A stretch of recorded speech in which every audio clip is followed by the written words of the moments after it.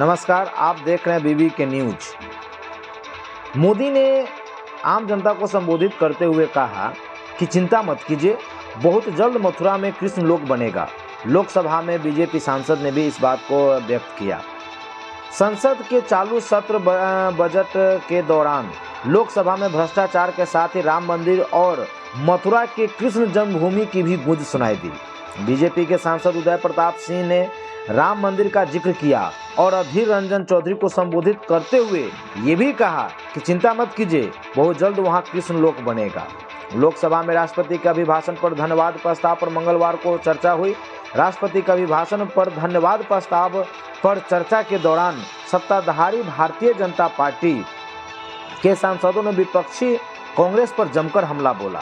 BJP सांसदों ने PM Modi की विदेश नीति की तारीफ की, भ्रष्टाचार मुक्त शासन के दावे को सराहा।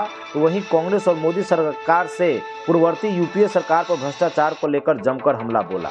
मध्य प्रदेश की होशंगाबाद लोकसभा सीट से बीजेपी के सांसद उदय प्रताप सिंह ने कांग्रेस और यूपीए सरकार पर जमकर हमला बोला।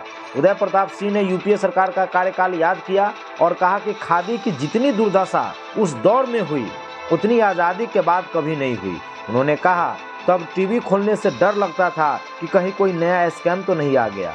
उदय प्रताप सिंह ने कहा कि तब नेता होने से डर लगता था कि कहीं लोग ये न कहने लगे कि ये भ्रष्ट होगा।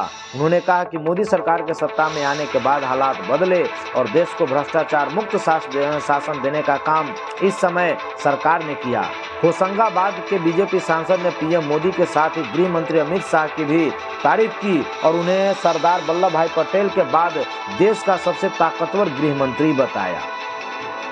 बीजेपी सांसद ने मोदी सरकार के कार्यकाल गिनाए और कहा कि रामलला 500 साल से टकटकी लगाए बैठे थे, पहले किसी ने विवाद का समाधान कराने की कोशिश क्यों नहीं की। उन्होंने कहा कि इतिहास याद रखेगा कि जब देश में राष्ट्र नायक की सरकार थी तब मंदिर का निर्माण हुआ। उदय प्रताप सिंह ने लोकसभा में विपक्ष के नेता अधीर रंजन चौधरी को संबोधित करते हुए कहा कि चिंता मत कीजिए, बहुत जल्द मथुरा में भी कृष्ण लोक